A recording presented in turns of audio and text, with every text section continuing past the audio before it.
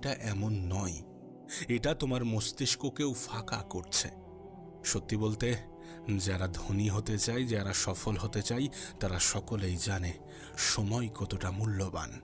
প্রত্যেকটা সেকেন্ডের সঠিক ব্যবহারই তাদের সাফল্যের চাবিকাঠি। আর তুমি মনে করো সকালে একটু তাড়াতাড়ি ঘুম থেকে ওঠাটাও কঠিন। অলসতার সব থেকে নেগেটিভ দিক কি জানো? সব থেকে বাজে দিক কি জানো? এটা তোমার মধ্যে একটা অভ্যাস ডেভেলপ করে।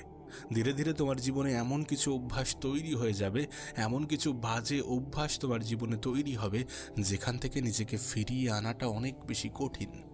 তুমি ছোট ছোট কাজগুলো থেকে এড়িয়ে যাও, এবং এই ছোট ছোট এড়িয়ে যাওয়া তোমার জীবনকে একটু একটু করে পিছিয়ে দিতে থাকে।